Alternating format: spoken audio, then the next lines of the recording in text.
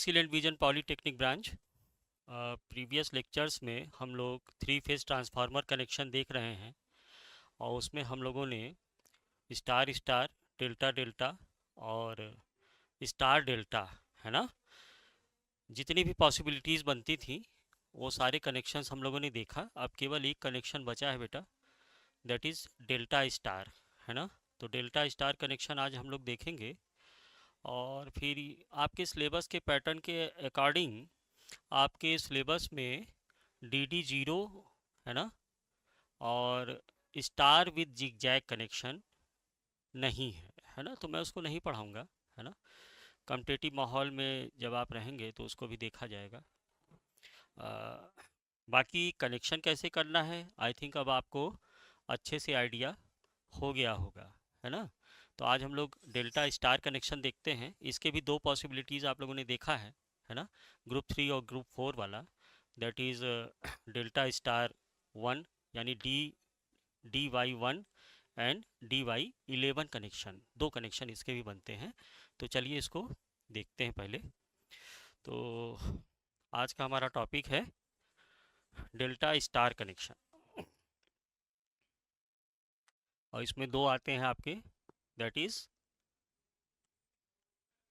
DY1 and कौन सा DY11 connection.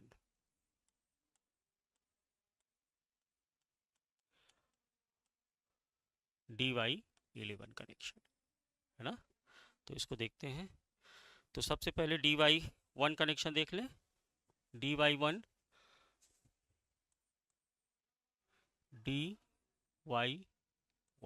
है ना। तो इसका क्लॉक नोटेशन जैसा कि हम लोग करते आए हैं, है ना, इसका क्लॉक नोटेशन क्या होगा।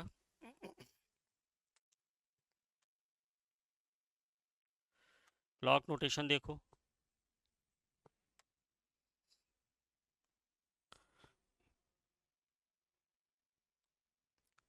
ये है आपका हाई वोल्टेज साइड, ठीक ना, जो कि डेल्टा में होगा अब, और ये आपका लो वोल्टेज साइड होगा जो कि स्टार में है।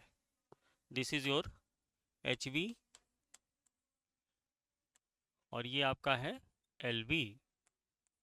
DY1 कनेक्शन में जो स्टार होगा जो कि LV साइड है, ये अपने HV साइड से अब क्या करेगा, 30 डिग्री लैग करेगा, 30 डिग्री लैग करेगा। तो इस पैटर्न के अकॉर्डिंग हम इसका सबसे पहले फेजर डायग्राम बनाएंगे। तो फेजर डायग्राम क्या बनेगा, देखो। अब यहाँ पे थोड़ा सा ध्यान दीजिएगा, ये पहली दफ़ा हो रहा है कि HV साइड में आपका डेल्टा है ना, और LV साइड में आपका स्टार बन रहा है ना। तो थोड़ा सा असम्पशंस क्या होगा यहाँ पे आप ध्यान दीजिएगा कि डेल्टा का कोई न्यूट्रल नहीं होता है ना। 6 वायर कनेक्शन है, इसमें डेल्टा का कोई न्यूट्रल नहीं होता है, तो एक फिक्टिशियस न्यूट्रल होगा। तो यहाँ पे आप थोड़ा सा ये ध्यान दीजिएगा कि डेल्टा का कनेक्शन हम कैसे फॉर्म करेंगे जबकि कोई न्यूट्रल उसका नहीं है। तो यहाँ पे हम स्टार साइड को, that is low voltage side को, अकॉर्डिंग हाई वोल्टेज साइड का पैटर्न करेंगे। कैसे करेंगे वो आप देख लीजिए। सबसे पहले क्या करिए आप, डेल्टा का HV साइड का डेल्टा बना के छोड़ दीजिए, है ना। तो वो एक इक्विलेटरल ट्रायंगल ही होगा, है ना, इक्विलेटरल ट्रायंगल होगा। तो HV का आप डेल्टा बनाओ पहले इस तरह से,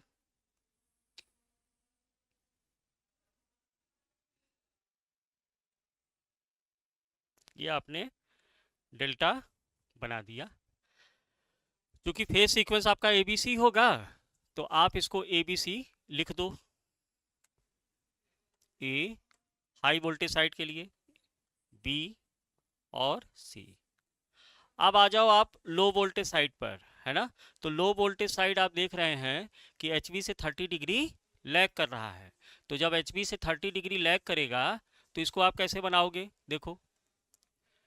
आपने इसको रेफरेंस ले लिया, ठीक, इस तरह से आपने रेफरेंस ले लिया।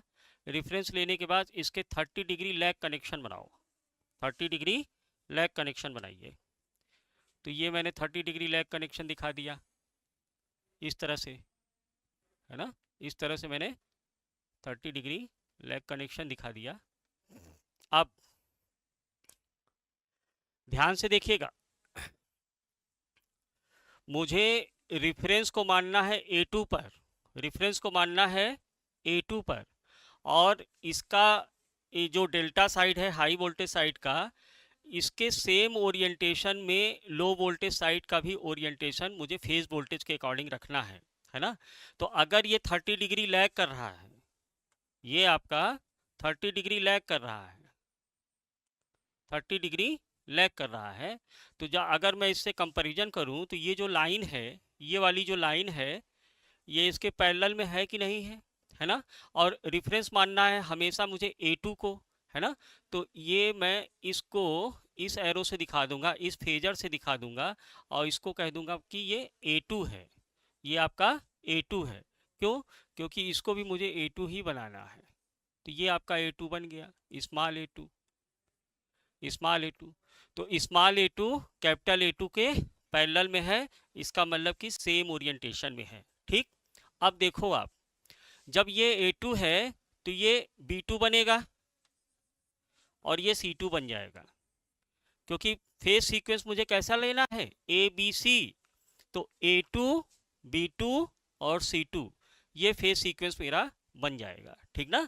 तो उसी के पैटर्न के हिसाब से अगर ये A2 है तो इसके पैरेलल में अगर मैं यहाँ से वेक्टर फेजर खींचूंगा तो वो B2 होगा।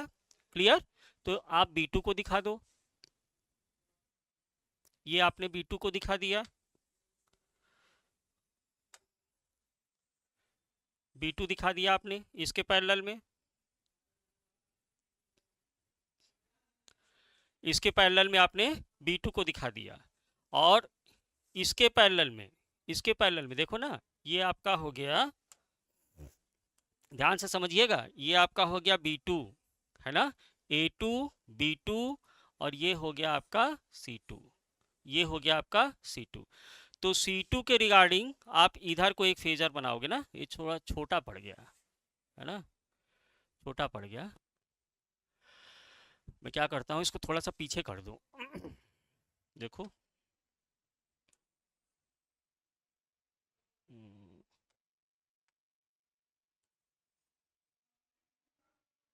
या इतने पूरे को पीछे ले आऊँ मैं,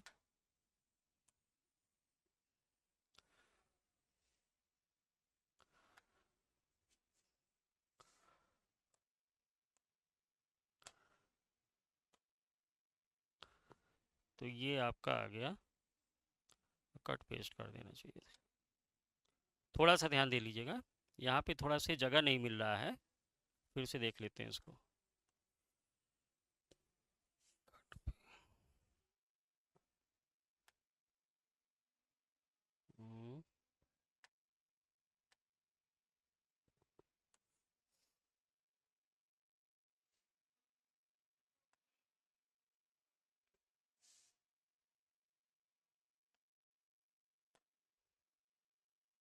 ठीक ना भाई, यहाँ कर देता हूँ, इतनी दूरी पे ले आ रहा हूँ, दिस मच, है ना, दिस मच। तो आप देखिएगा, ये जो C2 का फेजर होगा, यहाँ से अगर मैं इसका फेज वोल्टेज लाऊंगा तो जस्ट इसके पैरेलल होगा, C2 के पैरेलल होगा, है ना। तो C2 के पैरेलल आप फेजर खींच दो, वो आपका ऐसे आ जाएगा, इस तरह से, है ना, ये।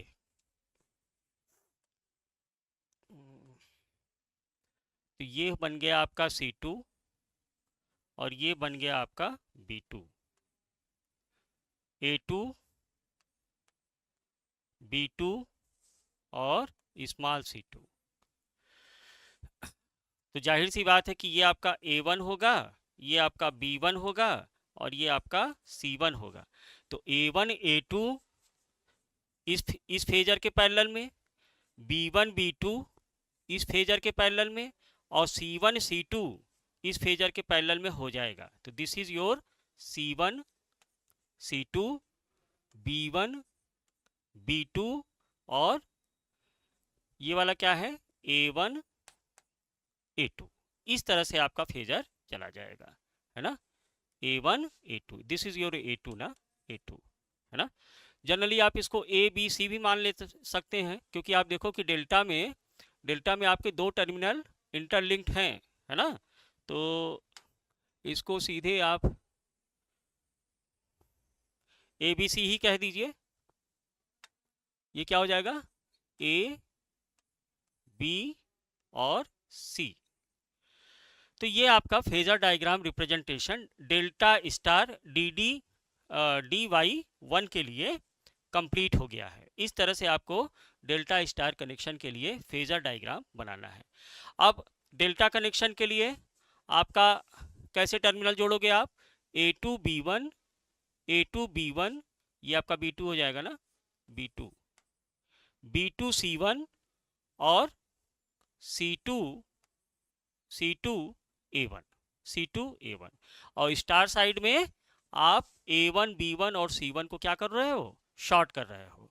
यहाँ पे A2 को B1 से मिला रहे हो, B2 को C1 से मिला रहे हो और C2 को A1 से मिला रहे हो। तो इस तरह से आप फेजर डायग्राम की सहायता से इसका सर्किट डायग्राम रिप्रेजेंट कर सकते हैं, है ना। तो चलिए इसका सर्किट डायग्राम बना लेते हैं। Circuit diagram representation,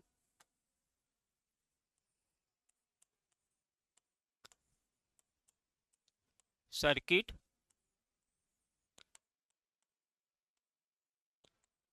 diagram, circuit diagram, है ना। देखो कैसा बनेगा।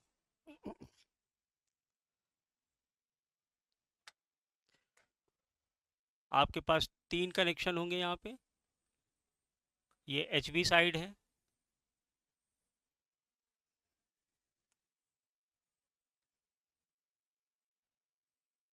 ये HV साइड है,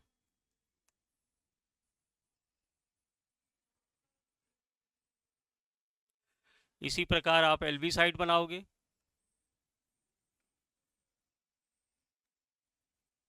ये आपका LV साइड हो गया।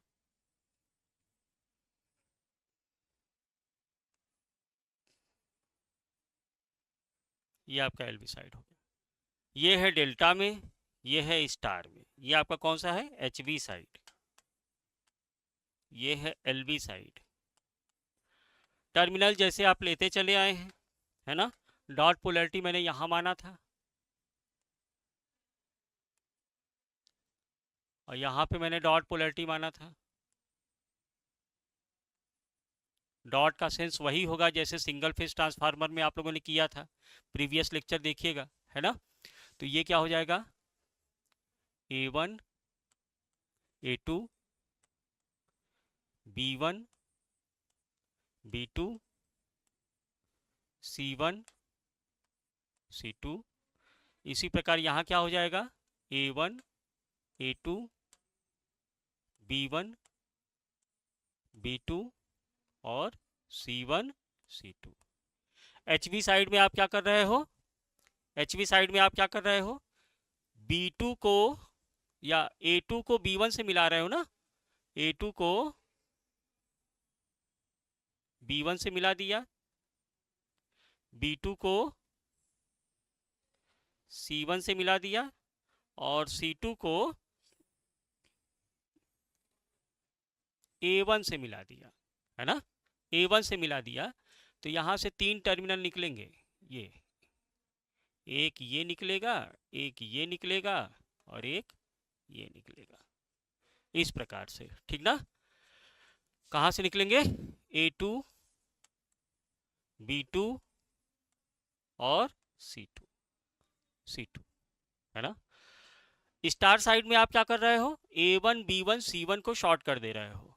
तो ये आपने A1 B1 C1 को शॉर्ट कर दिया और ये इसका निकल गया लो वोल्टेज साइड का न्यूट्रल, लो वोल्टेज साइड का न्यूट्रल। यहां से फेज किसको दोगे आप, A2 B2 और C2 को। स्मॉल A2 स्मॉल B2 और स्मॉल C2 से आप फेज लाइन निकालेंगे।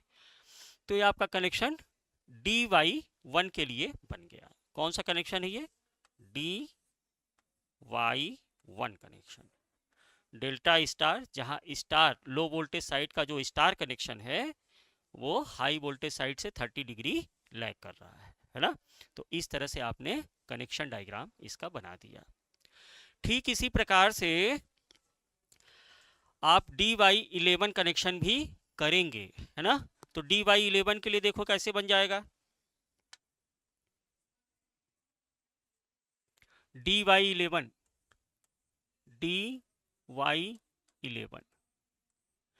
तो DY11 का क्लॉक रिप्रेजेंटेशन कैसा होगा, ध्यान समझिए। क्लॉक रिप्रेजेंटेशन इसका बिल्कुल ऐसे ही आ जाएगा। ये आपका हाई वोल्टेज साइड जो कि फिक्स रहेगा, है ना।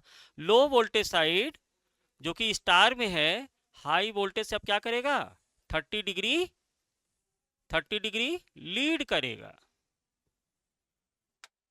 तो ये आपका बन गया HB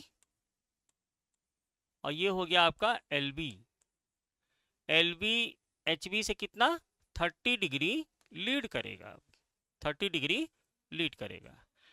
सेम जैसे अभी आपने DY1 कनेक्शन किया है, अब उसी सेम प्रोसीजर से आप DY11 भी कर सकते हो। क्या करोगे, सबसे पहले हाई वोल्टेज साइड पर डेल्टा बनाकर छोड़ दो, हाई वोल्टेज साइड पर डेल्टा बना के आप छोड़ दीजिए। देखो ये हो गया इस तरह से।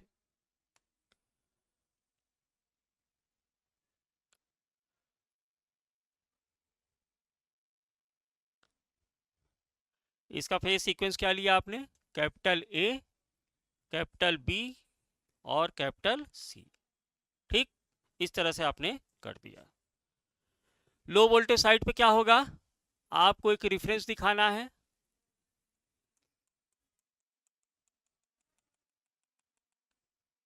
और इस रिफरेंस से आपको एक फेजर दिखाना है जो कि अब 30 डिग्री लीड करेगा। 30 डिग्री, ये थोड़ा सा तिरछा बन गया है ना। देखो थोड़ा सीधा बनाने की कोशिश करता हूं मैं।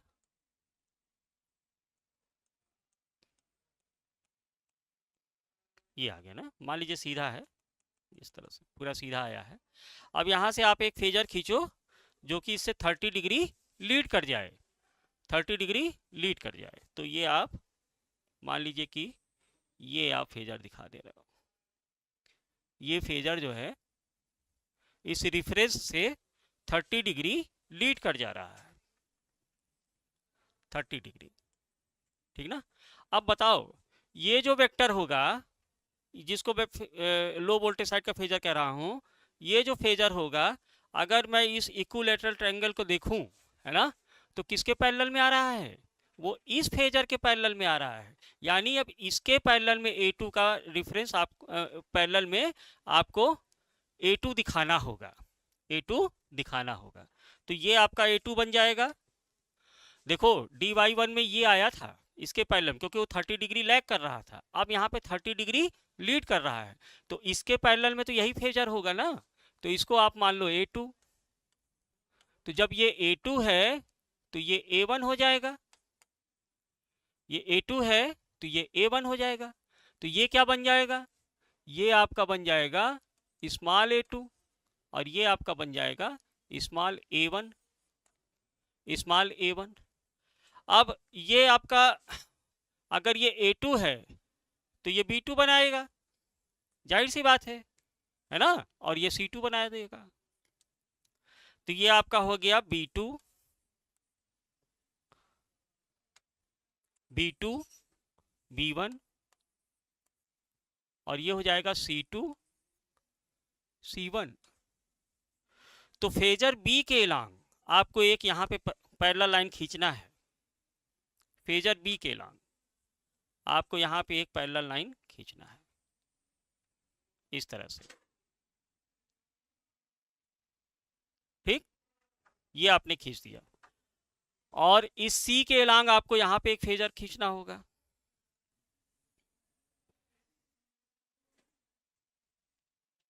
इस तरह से, है ना। तो ये आपका बन जाएगा C2, स्मॉल C2, और ये आपका बन जाएगा स्मॉल B2, स्मॉल B2। ठीक ना। तो ये B1 हो जाएगा और ये C1 हो जाएगा, ये C1 हो जाएगा।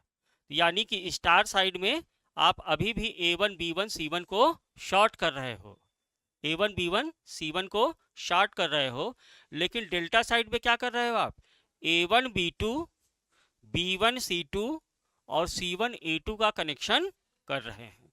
तो डेल्टा DY11 में जो डेल्टा साइड है, जो DY1 के लिए आपने किया था, क्या किया था, A1 B2 से लिया था ना, सॉरी A2 B1 से लिया था, अब यहाँ A1 B2 B1 C2 से लोगे, इस तरह का कनेक्शन रहेगा, है ना।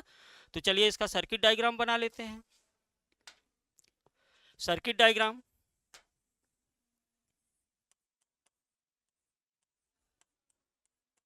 सर्किट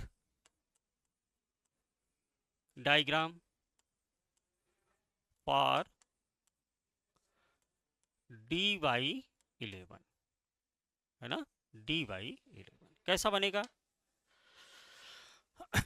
देखो ये आपका हाई वोल्टेज जो कि डेल्टा में है,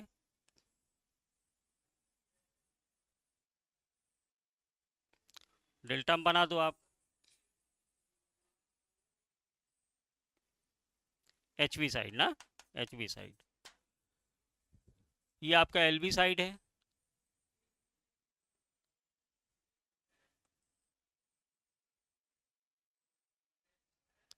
LV साइड में मैंने कम टर्मिनल दिखाया है, अब ये अंडरस्टूड है कि ये LV साइड है ना, इसीलिए मैंने यहाँ पे कम टर्न दिखाए हैं। LV side, LV side dot polarity आपने ऐसे दिया था,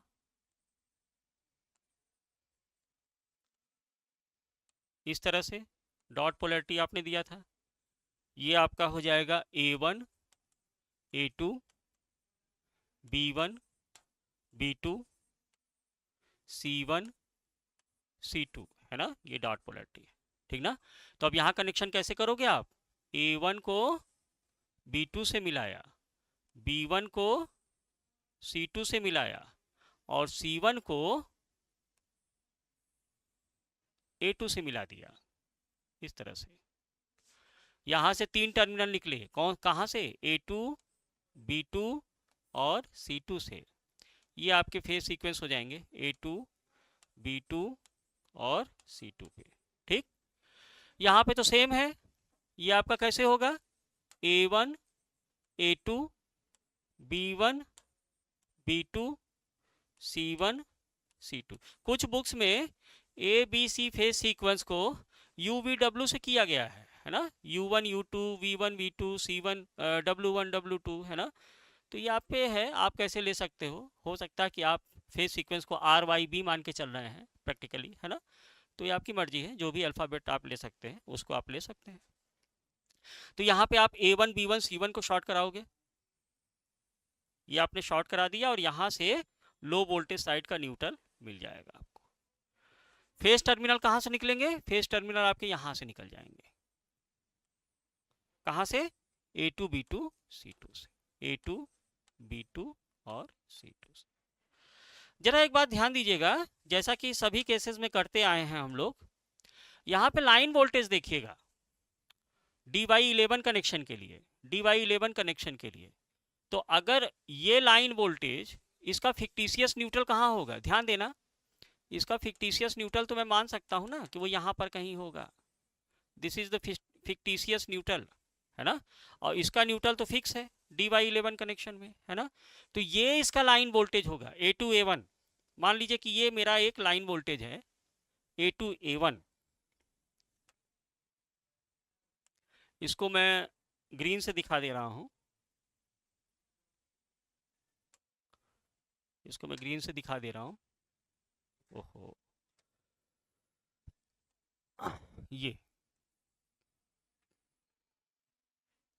ये मेरा लाइन वोल्टेज है, ध्यान से देखिएगा,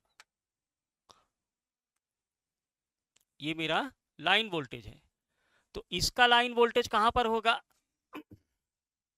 इसका लाइन वोल्टेज कहां होगा, स्टार साइड का, ए फेज के लिए लाइन वोल्टेज अगर मैं देखूं तो, है ना।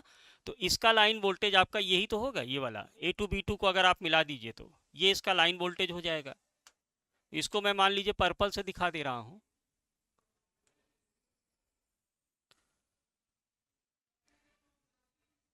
इसको मैं पर्पल से दिखा दे रहा हूं, ठीक।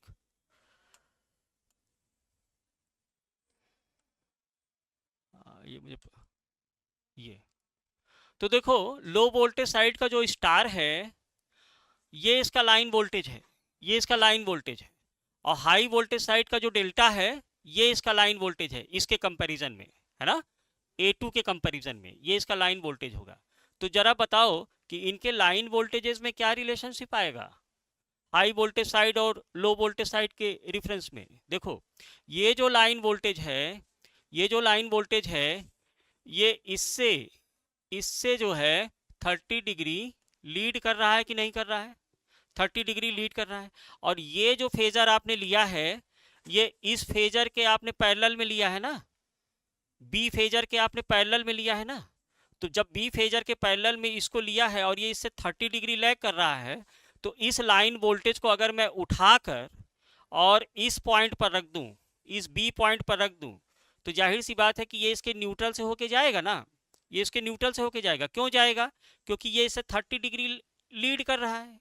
ओ मतलब इसको जब यहाँ से उठा के यहाँ पे रखूंगा, तो चूंकि यहाँ पे 30 डिग्री का एंगल डिफरेंस आ रहा है ना, तो यहाँ पर भी 30 डिग्री का एंगल डिफरेंस आएगा।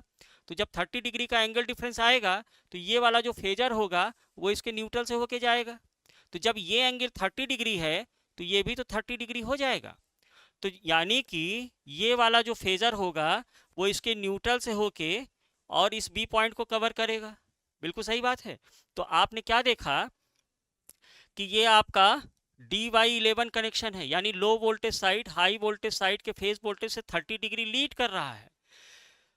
उसी के सेम कंपैरिजन में जो लो वोल्टेज साइड का लाइन वोल्टेज है वो अपने हाई वोल्टेज साइड के लाइन वोल्टेज से भी तो 30 डिग्री लीड कर रहा है ना। तो सेम ओरिएंटेशन में आपने हर केसेस में देखा कि अगर फेज वोल्टेज का ओरिएंटेशन सेम आ रहा है तो उसके कॉरेस्पॉन्डिंग जो लाइन वोल्टेजेस हैं उनका भी सेम ओरिएंटेशन होगा, है ना, लाइन वोल्टेज के रिस्पेक्ट में भी। उसी तरह आप DY11 कनेक्शन में भी देखो, DY11 कनेक्शन में DY11 कनेक्शन आपका ये था, DY11 कनेक्शन आपका ये था।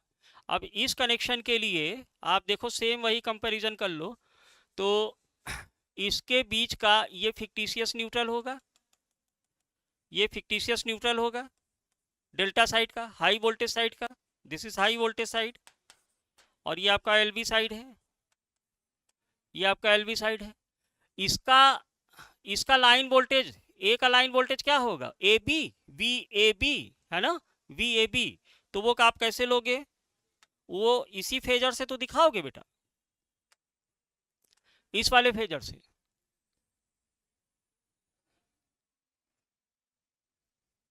है ना। और इसका लाइन वोल्टेज कहाँ दिखाओगे, A2 B2 के लिए, है ना, वो आपका ऐसे बन जाएगा। इसको मैं पर्पल से दिखा दूं,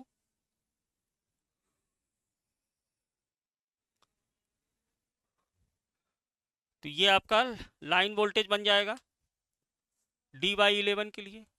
इसको उठा के आप रख दीजिए यहाँ पर बी पॉइंट पर, इस फेजर को, ये लाइन वोल्टेज है ना, इस लाइन वोल्टेज को उठा के इस ग्रीन वाले टिप पे रख दो, तो ये कुछ ऐसी लाइन देगा, वर्टिकल लाइन देगा, जो कि इससे 30 डिग्री लीड कर जाएगा, 30 डिग्री लीड कर जाएगा। तो आप देख रहे हैं कि क्लॉक नोटेशन में जो फेज रिलेशनशिप है, फेज वोल्टेज का रिलेशनशिप है, उसमें DY1 कनेक्शन के लिए low voltage side high voltage side से 30 डिग्री लीड कर रहा है।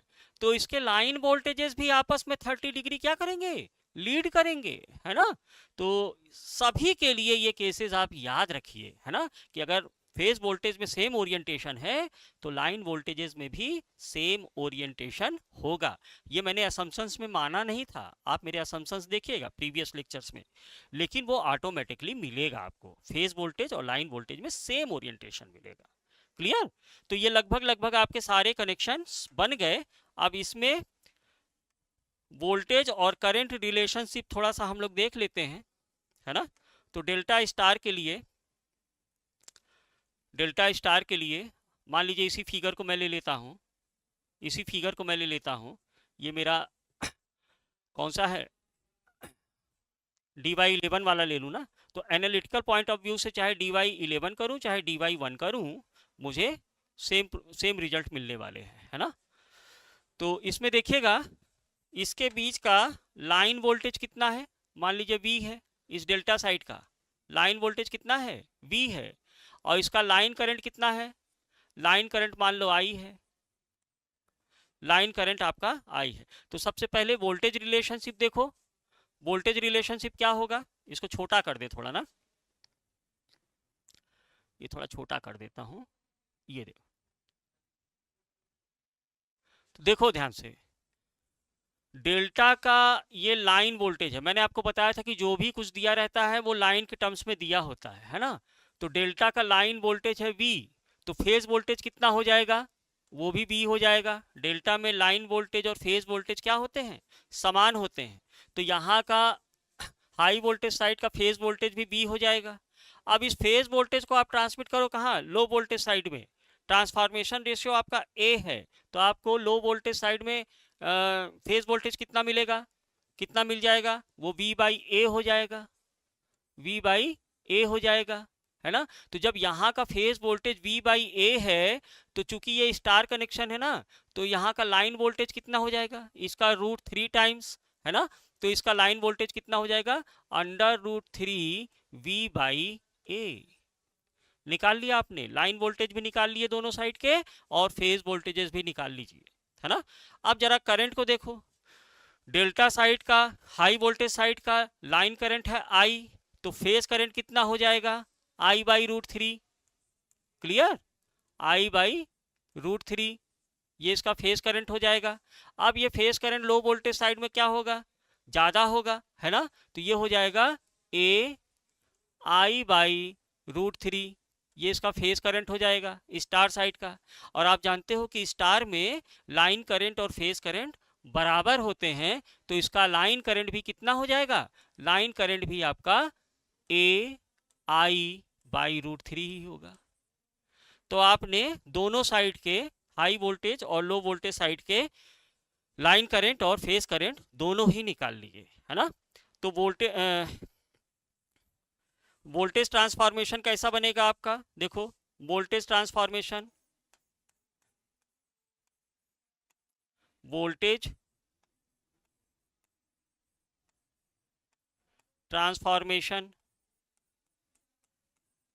फेज वोल्टेज ट्रांसफॉर्मेशन ना, फेज वोल्टेज यहां पे फेज कर दीजिएगा,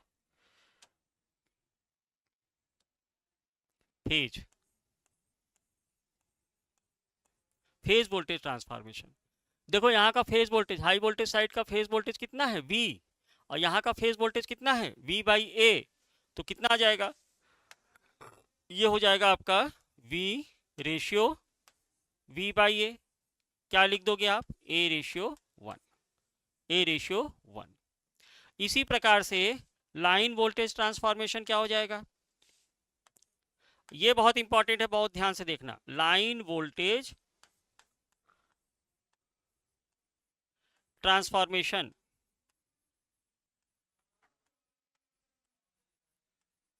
लाइन वोल्टेज ट्रांसफॉर्मेशन, देखो यहाँ का लाइन वोल्टेज V है और यहाँ का लाइन वोल्टेज √3 V/A है, तो ये कितना हो जाएगा,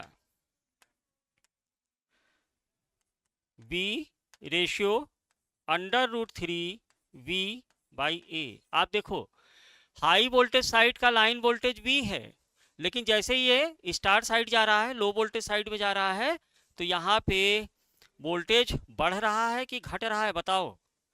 ये √3 टाइम्स हो जा रहा है, √3/A टाइम्स हो जा रहा है, यानी कि वोल्टेज √3 = 1.732, है ना। और जाहिर सी बात है कि A की वैल्यू पॉजिटिव ही होगी। तो ओवरऑल ये जो लाइन वोल्टेज है लो वोल्टेज साइड का, यानी कि डेल्टा स्टार ट्रांसफॉर्मेशन में ये जो वोल्टेज है ये बढ़ जा रहा है बेटा, है ना। तो ओवरऑल वोल्टेज आपका क्या है, बढ़ जा रहा है, ओवरऑल वोल्टेज आपका क्या हो जा रहा है, बढ़ जा रहा है ना। तो इस चीज का आप ध्यान रखेंगे, है ना, इस चीज का आप ध्यान रखेंगे। तो ये आपका ओवरऑल वोल्टेज क्या हो जा रहा है, बढ़ जा रहा है। लिख लो इस चीज को,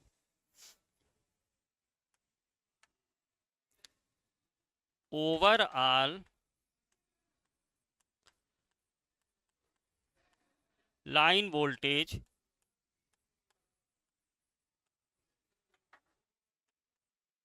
बढ़ जाता है, ओवरऑल लाइन वोल्टेज आपका बढ़ जाता है। उसी तरह से आप देखो line phase current transformation,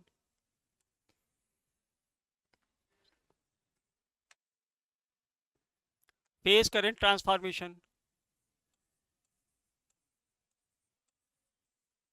phase current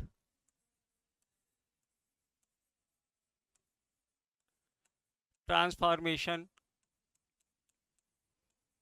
phase current transformation. यहाँ का फेज करंट I/√3, यहाँ का फेज करंट AI/√3, है ना। तो कितना हो जाएगा, I/√3 रेशियो AI/√3। तो ये ओवरऑल आपका क्या आ जाएगा, 1:A, है ना। इसी प्रकार से line current transformation, line current transformation, वो कितना हो जाएगा देख लो। यहाँ का लाइन करंट I और यहाँ का लाइन करंट AI/√3, है ना।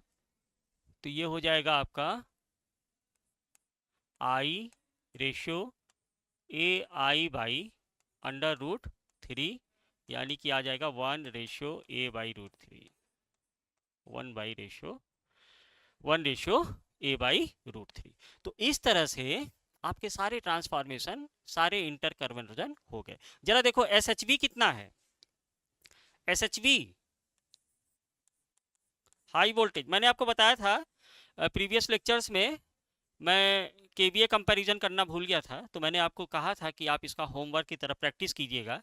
आपने किया होगा, और नहीं किया होगा तो एक बार यहाँ पे और समझ लो। SHV कितना हो जाएगा, हाई वोल्टेज साइड की केवीए रेटिंग कितनी हो जाएगी, देखो ये आपका आता है लाइन के टर्म्स में √3 VL IL।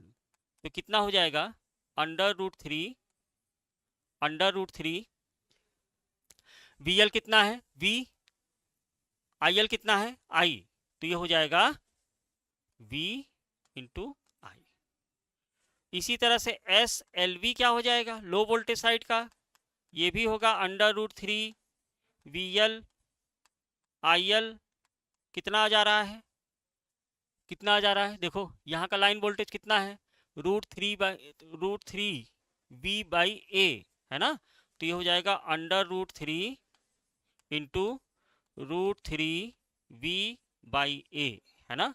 और लाइन करंट कितना आ रहा है, AI/√3 इंटू AI/√3।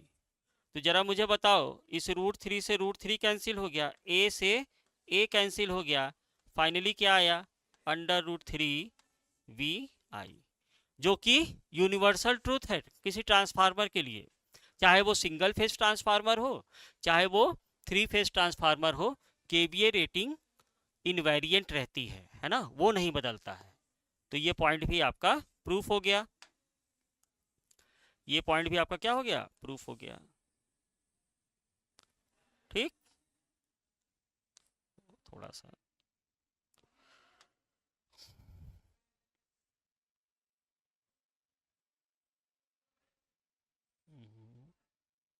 उल्टा जा रहा है यार,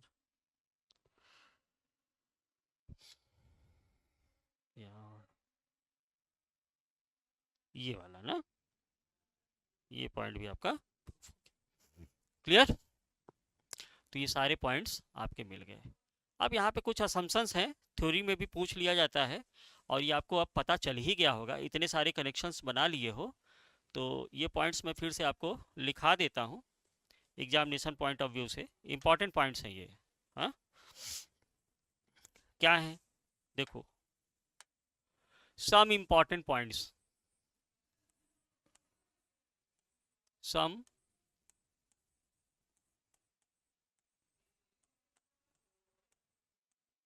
इंपॉर्टेंट पॉइंट्स।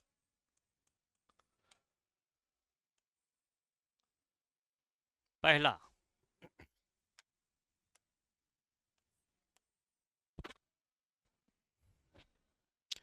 देखो, natural choice of star connection क्या है?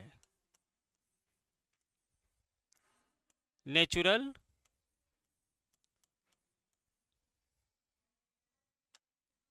Choice of star connection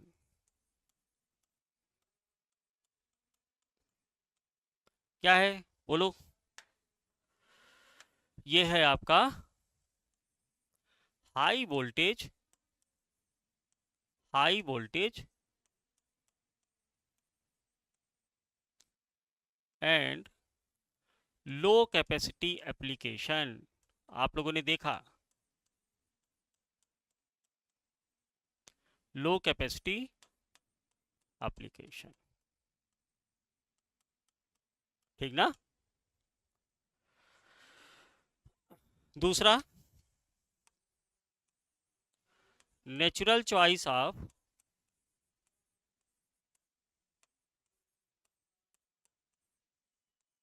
natural choice of delta connection क्या है?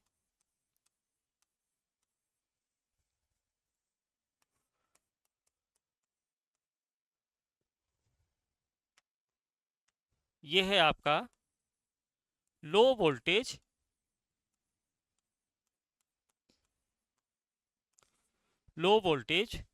And high capacity application.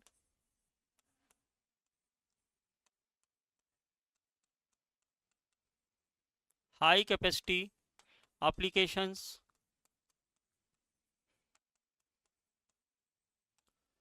ठीक। तीसरा पॉइंट क्या हो जाएगा?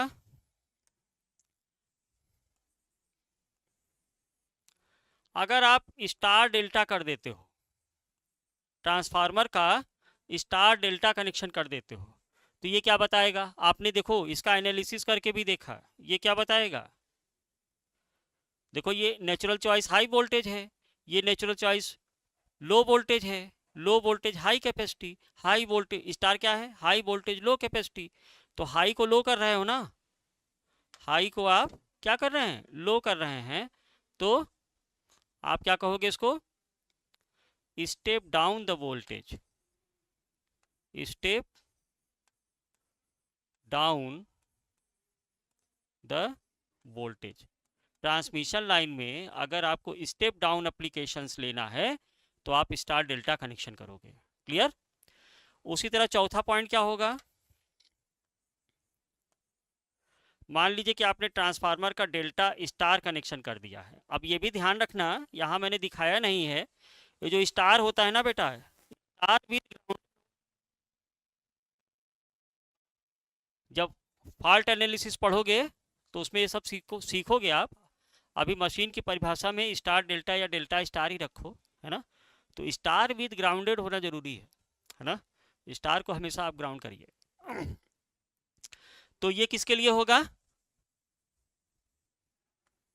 हाई वोल्टेज एप्लीकेशन के लिए। ये आप लिख सकते हो यहाँ पे, for low voltage application, for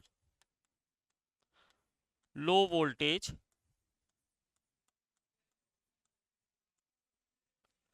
applications.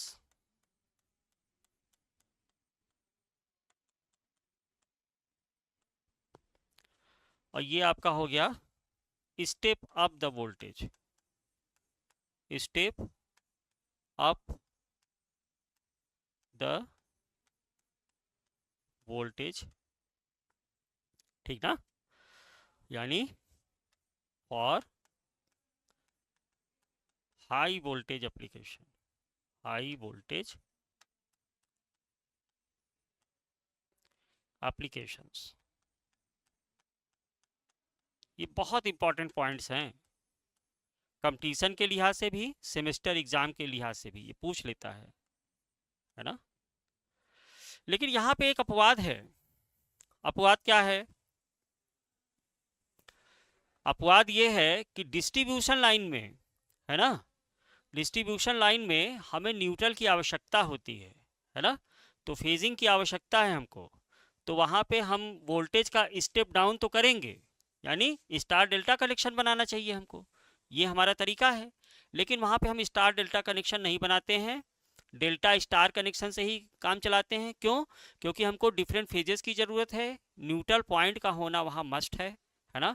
Neutral से ही कई लाइनें निकाली जाती हैं। मान लीजिए 400 वोल्ट की आपकी लाइन आई है, अब उस 400 लाइन को सेकेंडरी डिस्ट्रीब्यूशन में 230 या लमसम इसी के अकॉर्डिंग हमको डिस्ट्रीब्यूट करना होता है ना, तो उसको न्यूट्रल से ही तो डिवाइड करोगे, तो वहाँ पे डेल्टा स्टार कनेक्शन ही लिया जाता है, ये आप ध्यान रखिएगा, है ना।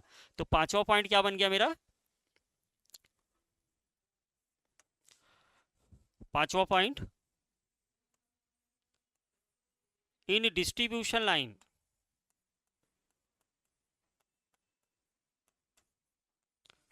या सेकेंडरी डिस्ट्रीब्यूशन कह सकते हो आप, चलिए डिस्ट्रीब्यूशन ही सही है, डिस्ट्रीब्यूशन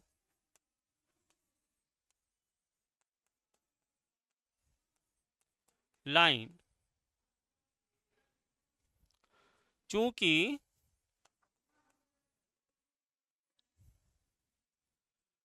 न्यूट्रल पॉइंट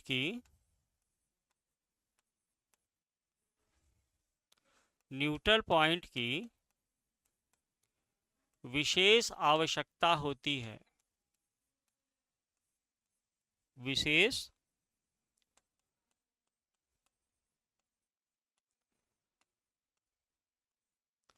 आवश्यकता होती है,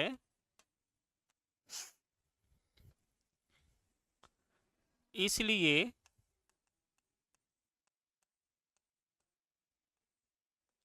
डिस्ट्रीब्यूशन लाइन में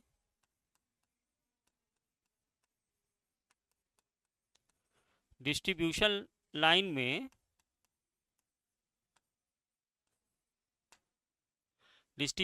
में delta star transformer delta star D Y connection है ना, delta star transformer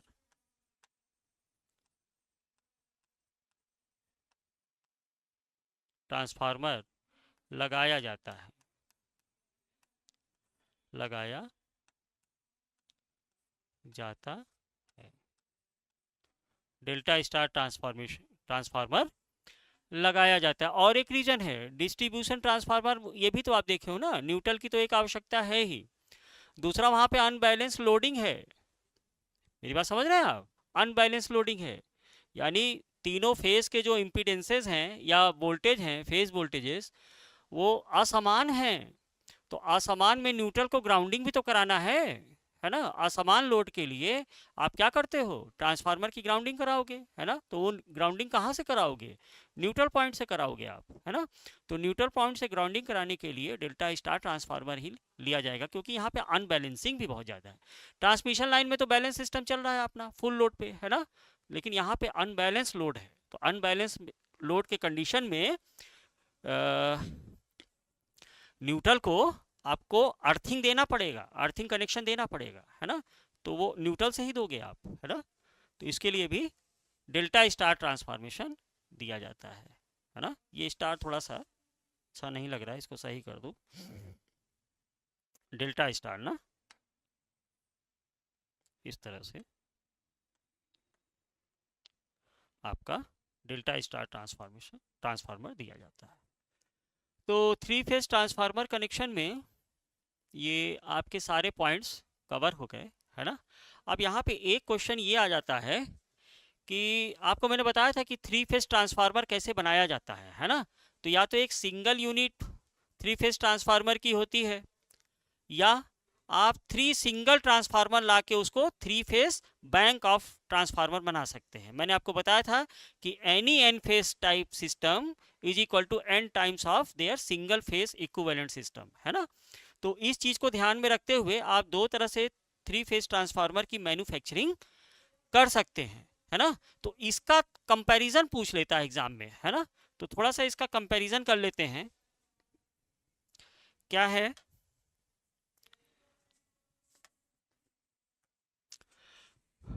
comparison of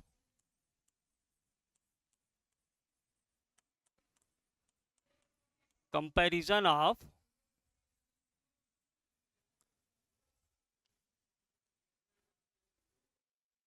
3 face bank transformer, 3 face bank transformer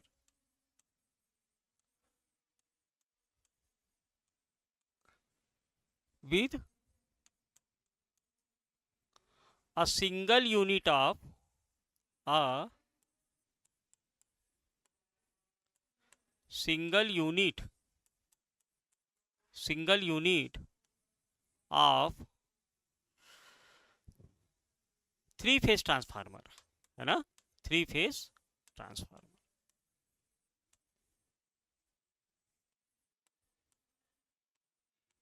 है ना। बहुत ध्यान समझना, ट्रिकी पॉइंट्स हैं यहाँ पे, थोड़ा सा इसको एक एक पॉइंट बना के मैं समझाना चाहता हूँ। आप एग्जाम में भी इसी तरह से करिएगा। देखो सबसे पहला पॉइंट जो है,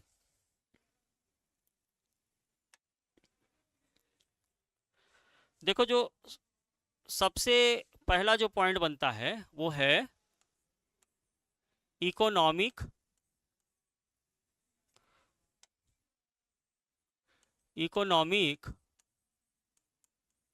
कैपेसिटी मैनेजमेंट।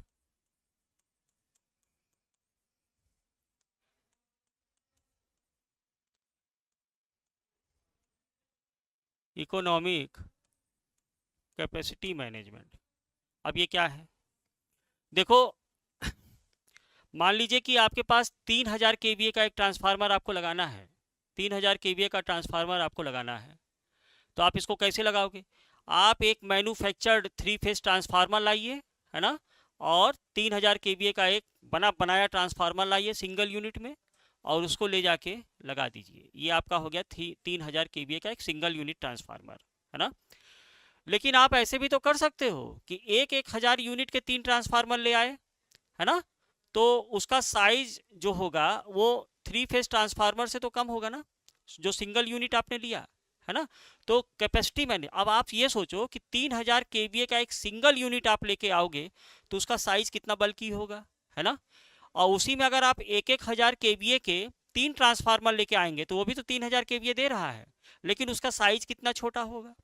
अब इकोनॉमिक कैपेसिटी मैनेजमेंट से आपका क्या मतलब है, इकोनॉमिक कैपेसिटी मैनेजमेंट का ये मतलब हुआ कि अगर 3000 का एक सिंगल यूनिट मान लीजिए आपने ट्रांसफार्मर लगाया, तो उसका एक प्रिकॉशंस वर्जन तो आप लेके चलोगे ना। मान लीजिए कि वो 3000 केवीए का जो सिंगल यूनिट ट्रांसफार्मर आपने लगाया और वो खराब हो गया, तो खराब होने के केस में आपको एक रिकवरी के तौर पे एक दूसरा ट्रांसफार्मर रखना पड़ेगा ना।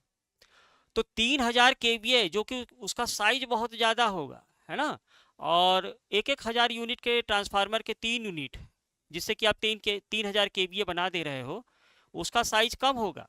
तो साइज अगर कम होगा तो उसको आप जहाँ एक्स्ट्रा रखोगे वो स्पेस भी तो कम होगा,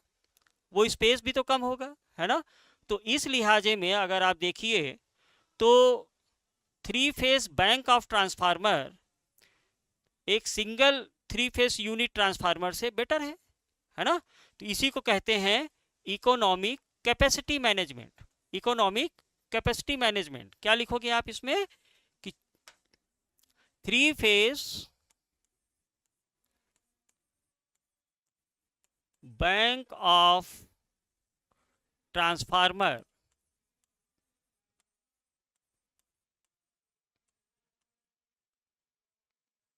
का साइज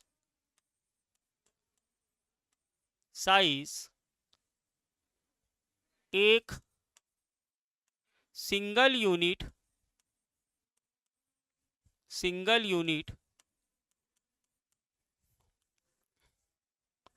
ट्रांसफार 3 फेज ट्रांसफार्मर ना, 3 फेज ट्रांसफार्मर से कम है,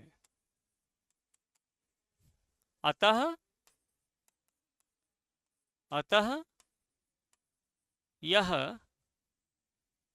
लेस स्पेस लेगा या कम स्पेस लेगा, कम स्पेस लेगा, है ना। कहा 3000 केवीए का एक सिंगल यूनिट 3 फेज ट्रांसफार्मर और 1000 यूनिट के 3 सिंगल फेज ट्रांसफार्मर, है ना। तो 1000 यूनिट का जो साइज होगा वो three phase single unit transformer से तो कम होगा ना।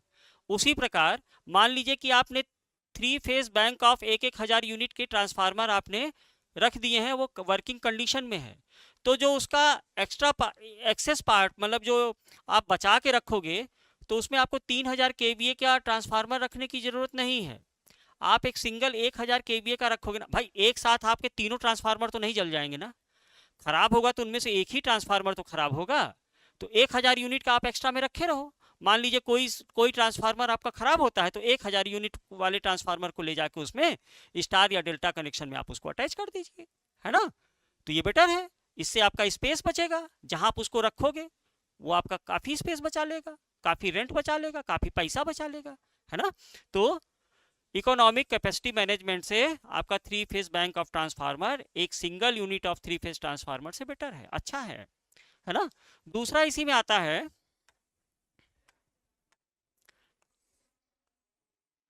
इकोनॉमिक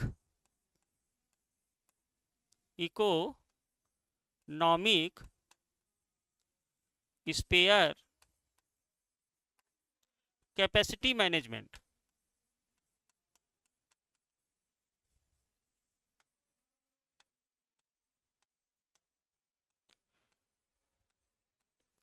अब ये क्या है, समझो इसको।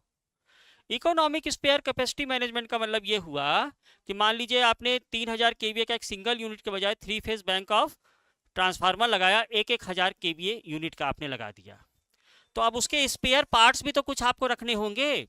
उसमें बुशिंग क्या देना है, उसका कंजर्वेटर क्या होगा, है ना, उसमें डिफरेंट रेडिएशन सिस्टम, आपको एक एक यूनिट तो कम से कम बचा के रखना होगा ना। कि मान लीजिए कि उसके पार्ट्स में बुशिंग की प्रॉब्लम आ जाती है या रेडिएटर खराब हो जाता है, तो 1000 केवीए का रेडिएटर और ये सब इक्विपमेंट इकट्ठा करना लो कॉस्ट होगा कि एक सिंगल 3 फेज यूनिट ट्रांसफार्मर का रेडिएटर और बुशिंग का स्पेयर पार्ट्स रखना आसान होगा। जाहिर सी बात है कि लो रेटिंग वाले का बुशिंग या रेडिएटर या और भी जितने पार्ट्स हैं, टैंक है आपका, जो भी इक्विपमेंट उसमें लग रहे हैं, है ना, तो उसकी कॉस्ट तो कम पड़ेगी ना, उसकी कॉस्ट कम पड़ेगी। तो इकोनॉमिक स्पेयर कैपेसिटी मैनेजमेंट का मतलब यही है कि 3 फेज बैंक ऑफ ट्रांसफार्मर, क्या कहोगे आप, 3 phase bank of transformer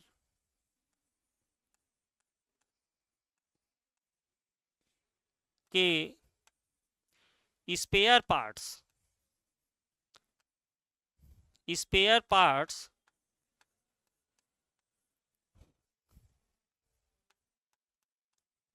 collect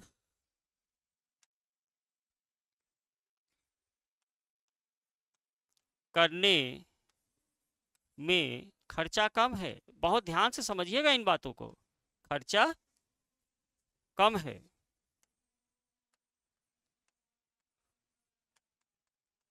खर्चा कम है।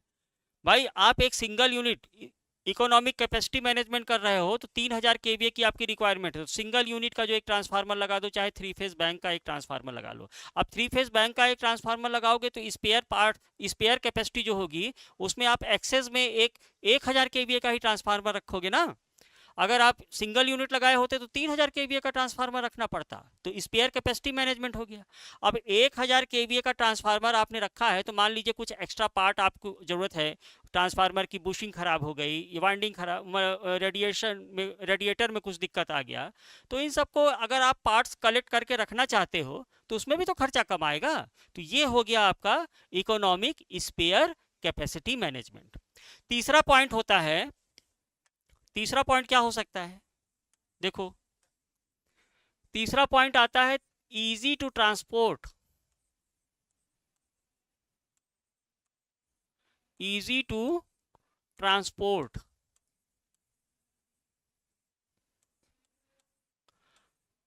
Easy to transport. अब इजी टू ट्रांसपोर्ट क्या है? इजी टू ट्रांसपोर्ट मतलब कि आपको ट्रांसफार्मर को एक स्थान से दूसरे स्थान पर लेकर जाना है। तो जब आपको लेके जाना है तो जरा यही कंपैरिजन में देखो, आपके पास 3000 केवीए का एक सिंगल यूनिट 3 फेज ट्रांसफार्मर है और वहीं 1000 यूनिट के 3 सिंगल फेज ट्रांसफार्मर हैं, है ना।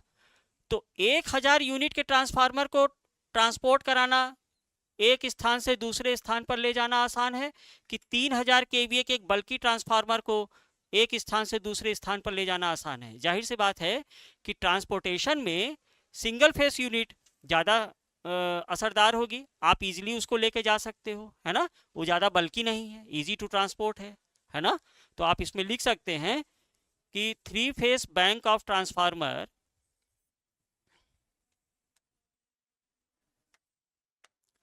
Three phase bank of transformer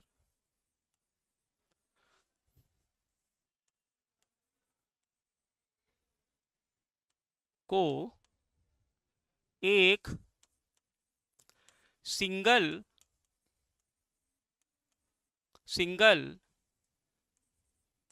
three phase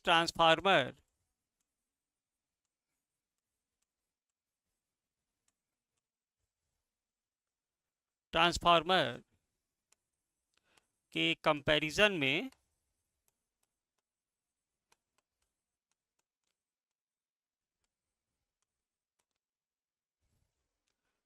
easy to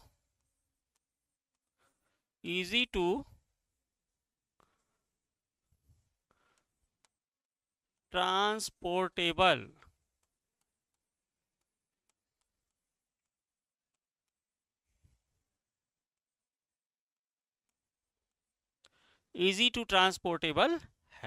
है ना। आप इस आई थिंक ये सारे पॉइंट्स आप समझ रहे होंगे। चौथा पॉइंट्स क्या बन सकता है?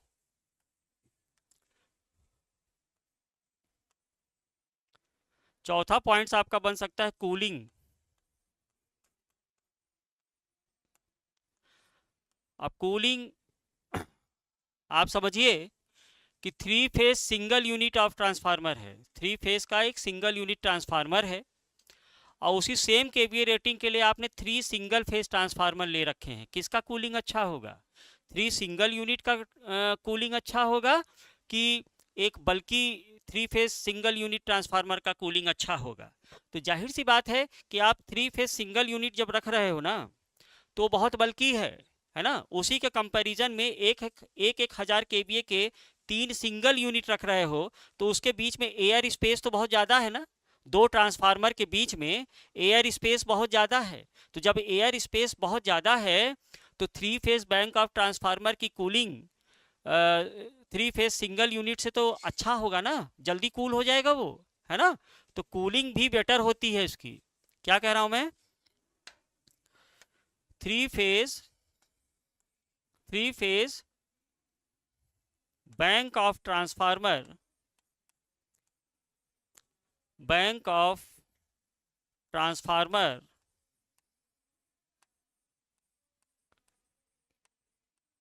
Three phase bank of transformer की कूलिंग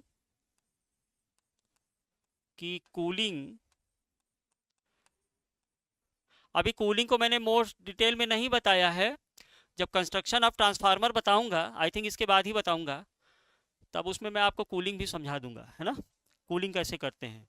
तो three phase bank of transformer की जो कूलिंग है, कूलिंग एक single unit of three phase transformer, single unit of three phase transformer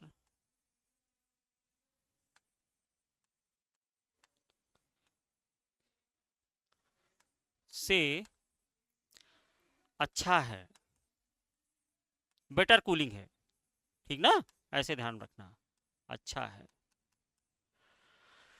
तो ये चौथा कंपैरिजन हो गया। और क्या हो सकते हैं?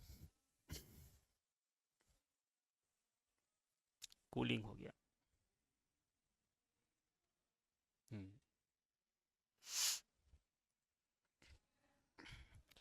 बताओ कॉस्ट किसकी ज्यादा होगी? ये कौन सा पॉइंट होगा मेरा? पांचवा ना, कॉस्ट। ये कुछ पॉइंट्स लिए हैं मैंने और इसी को मैं कंपैरिजन कर रहा हूं। एग्जाम में आए तो आप ऐसे ही लिखिएगा, कॉस्ट किसकी ज्यादा होगी? थ्री फेस बैंक ट्रांसफार्मर की कॉस्ट ज्यादा होगी कि एक single unit of three phase transformer की कॉस्ट ज़्यादा होगी, है ना? तो ध्यान रखिएगा कि जब आप मार्केट में जाओगे और सेम केवीए रेटिंग का एक single unit three phase transformer आप लोगे, है ना, तो उसमें लोहा लोखंड कम है ना, कोर कम है, आपका वाइंडिंग कम लग रहा है, लेकिन उसी के कंपैरिजन में सेम केवीए रेटिंग के आप 3 सिंगल फेस ट्रांसफार्मर ले जा रहे हो तो मटेरियल ज़्यादा लगेगा। बात समझ में आ रही है? तो ये मान के चलो कि सेम केवीए रेटिंग के लिए three phase bank of transformer की जो कॉस्ट आती है बेटा, वो single unit of three phase transformer के कंपैरिजन में 12 से 15% ज़्यादा कॉस्ट आपको लगाना पड़ेगा, है ना? तो कॉस्ट इसकी ज़्यादा होगी, है ना? क्या लिखेंगे आप? For same KVA rating, for same KVA rating,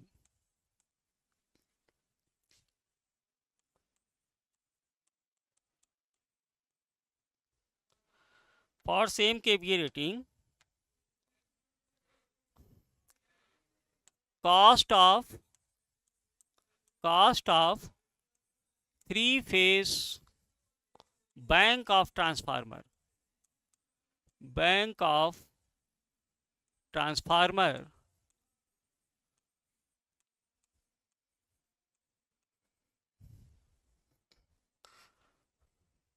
is, लिख लो इसमें 12% to 15%,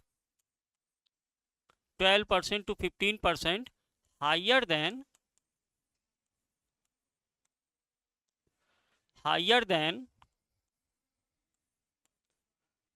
their single unit of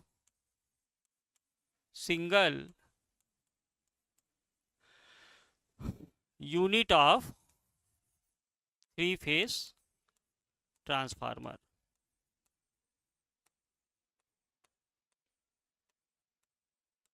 ठीक।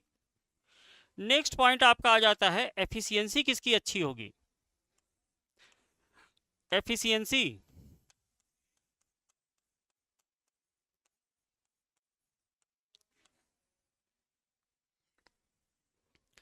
एफिशिएंसी का सीधा ताल्लुक लॉसेस से है। आप लोगों ने एफिशिएंसी में देखा इस चीज को, है ना? जिस ट्रांसफार्मर में लॉसेस ज्यादा होंगे उसकी एफिशिएंसी उतनी कम होगी, है ना? तो जरा बताओ three phase bank of transformer में लॉसेस ज्यादा होंगे कि single unit of three phase transformer में लॉसेस ज्यादा होंगे? भाई यहाँ कोर आपको कम लग रहा है, वाइंडिंग आपको कम लग रहा है सिंगल यूनिट में, उसी तरह three phase bank of transformer में कोर मटेरियल ज़्यादा है, तो जाहिर सी बात है कि three phase bank of transformer में लॉसेस ज़्यादा होंगे। तो लॉसेस ज़्यादा होंगे तो उसकी एफिशिएंसी थोड़ा बहुत single unit of three phase transformer से कम होगा, है ना? तो इस चीज़ का ध्यान रखिएगा, कंपैरिजन जब आप करोगे तो आप क्या लिखेंगे कि three phase bank of transformer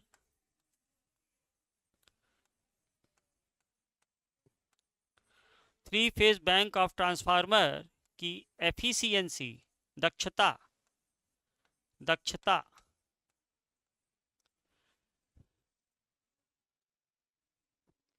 उसके कॉरेस्पॉन्डिंग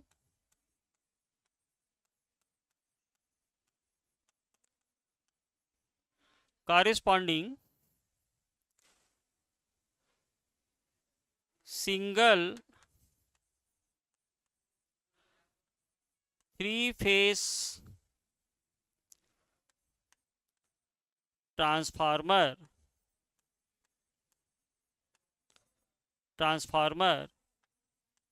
से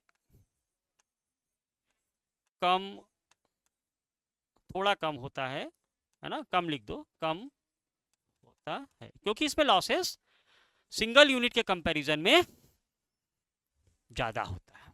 ठीक ना, तो ये मेरा छठा पॉइंट बन गया। सातवां पॉइंट देखो,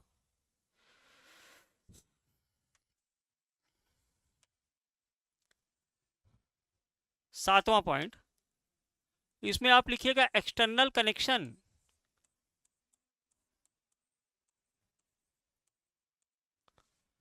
external connection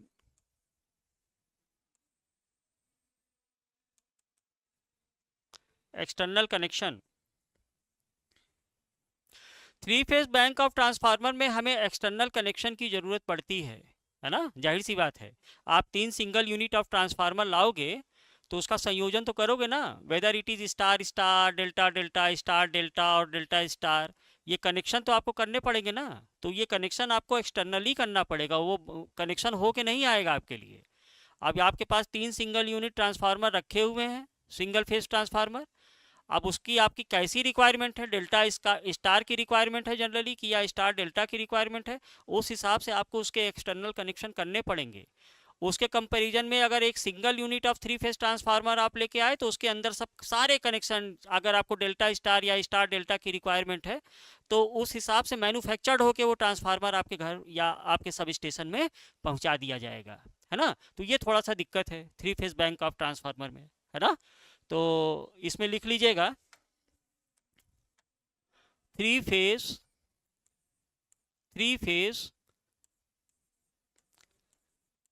bank of transformer,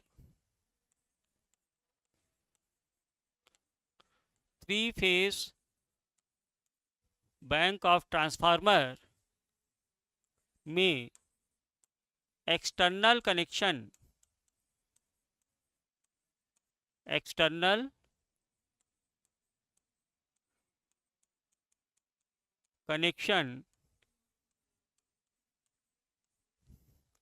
करने की आवश्यकता है, करने की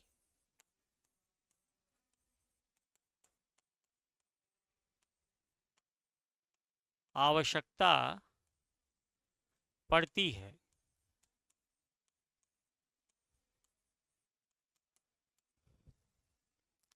जबकि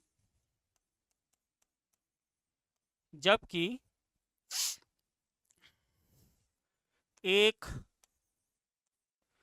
सिंगल यूनिट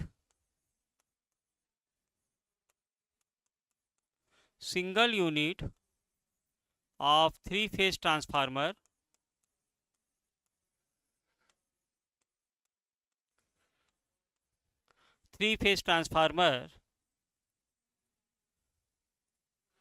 में यह डिजाइन के साथ ही DESI डिजाइन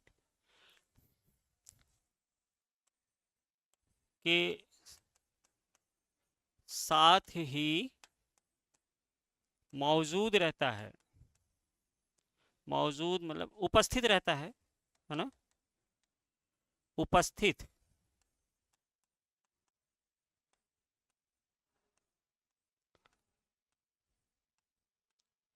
रहता है। मतलब कि आप एक single unit of three phase transformer लगाइए, है ना, अब बुशिंग से उसको कनेक्ट कर दीजिए। आपको उसको स्टार डेल्टा बनाने की ज़रूरत नहीं है।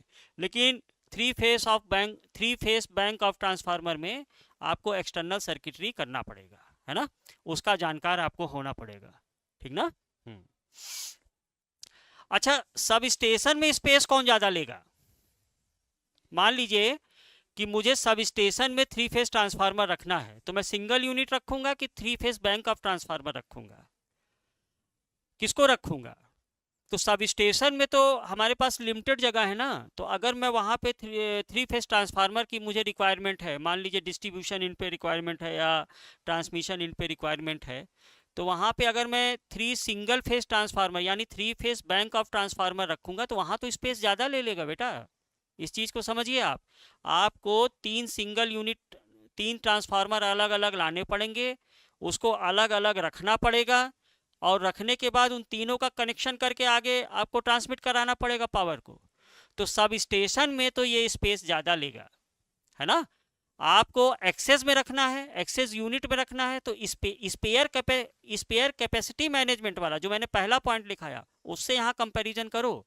तो स्पेयर कैपेसिटी मैनेजमेंट था कि आपने एक, मतलब मान लीजिए कि आपने एक टीवी लगाया और उस टीवी का एक एक्स्ट्रा पार्ट आपने रख लिया, या एक ट्रांसफार्मर आपने लगाया और वो भाई ट्रांसफार्मर कभी ख़राब हो जाएगा तो उसको रेंडमली चलाने के लिए, रेंडमली यूज करने के लिए आपने एक एक्सेस यूनिट रखा, तो उसके लिए तो कैपेसिटी मैनेजमेंट के लिए three phase bank of transformer better है ना। क्योंकि एक आपको मैंने बताया कि 3000 केवीए का एक सिंगल यूनिट और 1000 केवीए के तीन सिंगल यूनिट, तो 1000 केवीए वाला कम स्पेस लेगा।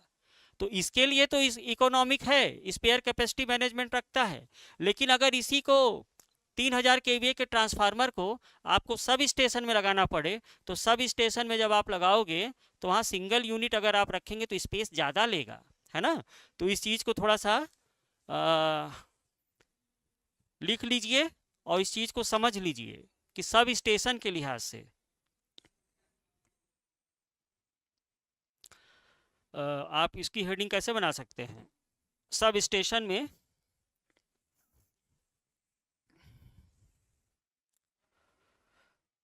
आप लिख लीजिए कि सब स्टेशन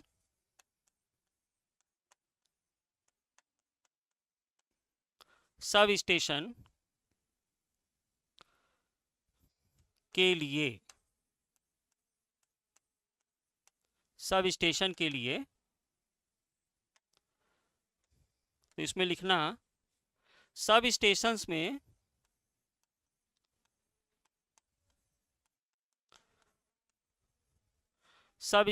में three phase bank of transformer, three phase bank transformer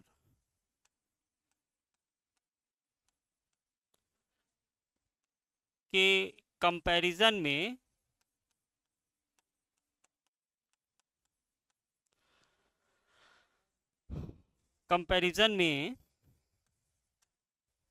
एक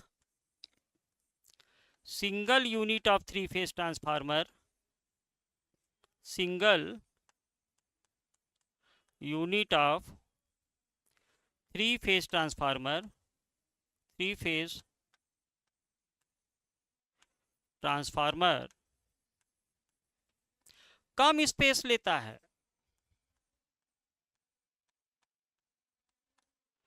कम स्पेस लेता है ना। तो सब स्टेशन में चूंकि इसकी efficiency bank of three phase transformer से अच्छी होती है, लॉसेस कम होते हैं, सब स्टेशन में स्पेसेस कम लेता है ना। तो जनरली हम लोग सब स्टेशन में एक single unit of three phase transformer जैसी हमारी रिक्वायरमेंट होगी। अच्छा, उसमें एक्सटर्नल कनेक्शन भी आपको नहीं करना है ना, तो single unit of three phase transformer रख दिया जाता है। लेकिन मान लीजिए कि आपको वीवी कनेक्शन की जरूरत पड़ी है। अब यहाँ पे मैंने नया वर्ड लिया है, शायद आपको पता है कि नहीं पता है। वीवी कनेक्शन के लिए हम लोग three phase bank of transformer को प्रीफर करते हैं। व्हाट इज वीवी कनेक्शन, है ना।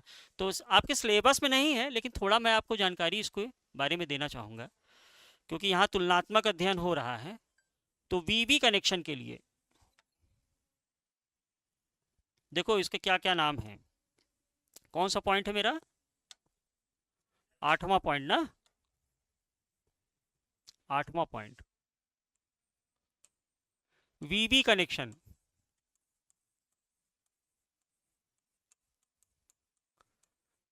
वीबी कनेक्शन, इसको ओपन डेल्टा कनेक्शन भी कहते हैं, open delta connection, open delta connection.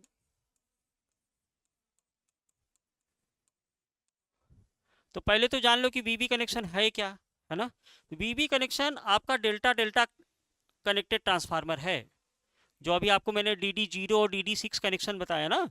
तो डेल्टा डेल्टा कनेक्शन को, अगर मान लीजिए तीन तीन सिंगल यूनिट ऑफ ट्रांसफार्मर है, अब वो सिंगल यूनिट भी हो सकता है, 3 फेज बैंक ट्रांसफार्मर भी हो सकता है, उसको आपने डेल्टा डेल्टा कनेक्शन से जोड़ दिया, डेल्टा डेल्टा कनेक्शन से जोड़ दिया। इसका एडवांटेज क्या होता है कि मान लीजिए कि इसमें डेल्टा डेल्टा कनेक्शन में कोई एक ट्रांसफार्मर आपका डैमेज हो जाता है, खराब हो जाता है, तो आप उस ट्रांसफार्मर को हटा दो, लेकिन जो रिमेनिंग 2 ट्रांसफार्मर बचे हैं, वो बचे हुए लोड को, मतलब अब लोड कैपेसिटी तो उसकी कम हो जाएगी, कैपेसिटी उसकी कम हो जाएगी, जाहिर सी बात है कि कैपेसिटी कम हो जाएगी।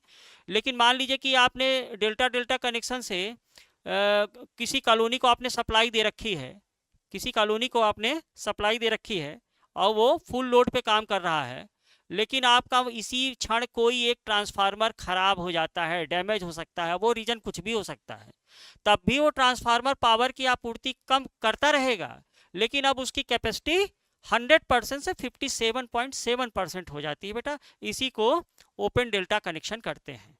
तो ओपन डेल्टा कनेक्शन करने के लिए अब मैं आपके सिलेबस में देखूंगा कि वीवी कनेक्शन, स्कॉट कनेक्शन आपके सिलेबस में है कि नहीं है। अगर है तो मैं उसको पढ़ाऊंगा, अभी मैंने देखा नहीं है इसके आगे सिलेबस।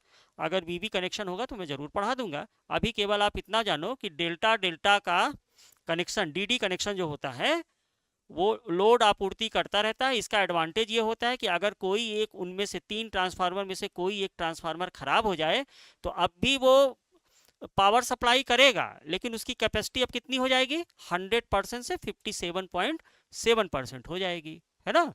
आपूर्ति वो करता रहेगा। तो ये इसका एडवांटेज है, इसी को कहते हैं वीवी कनेक्शन, ओपन डेल्टा कनेक्शन। तो ओपन डेल्टा कनेक्शन जो कराया जाता है ना, वो 3 फेज बैंक ऑफ ट्रांसफार्मर में कराया जाता है, इस चीज का ध्यान रख रहे हो। तो इसके लिए 3 फेज बैंक ट्रांसफार्मर ही लेंगे, है ना। तो ओपन डेल्टा कनेक्शन,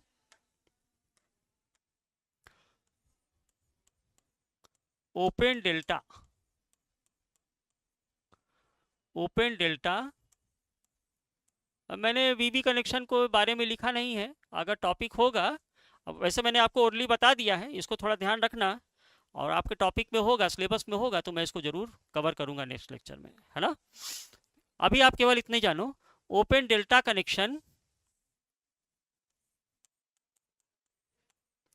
या इसी को वीवी कनेक्शन भी कहते हैं, वीवी कनेक्शन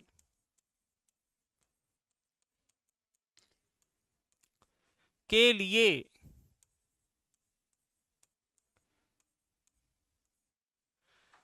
लिए चलो 3 फेज बैंक ऑफ ट्रांसफार्मर,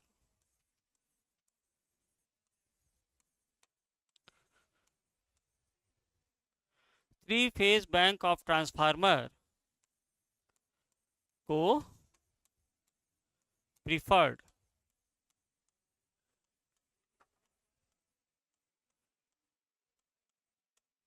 किया जाता है,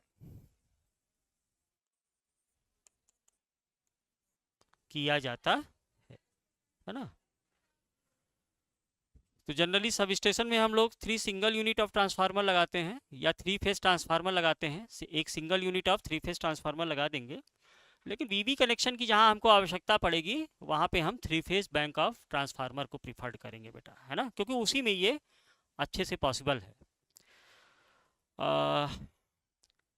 अब हमारे दिमाग में इतने ही कंपैरिजन के पॉइंट्स आ रहे हैं, हो सकता है कि कुछ हमसे छूट गया हो, तो उसके लिए आप लोग अपनी बुक्स का, अपने रेफरेंस बुक का सहारा ले लीजिएगा। वैसे इतने पॉइंट्स बना के अगर सेमेस्टर एग्जाम में आ गया और आपने ऐसे लिख दिया, तो मेरा मानना है कि आपको बहुत अच्छे मार्क्स मिलने वाले हैं, है ना।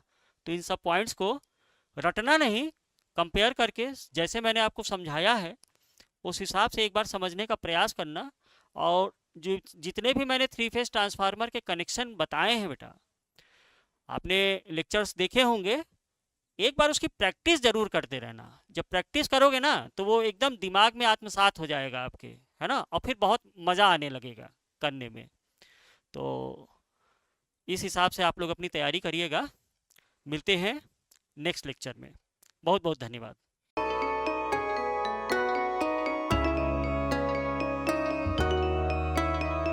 Excellent Vision Technical Academy. Excellent Vision online app Google Play Store से download. Branch office plot number 198, house number 504 by 398. Mobile 945495100370802452228960528475.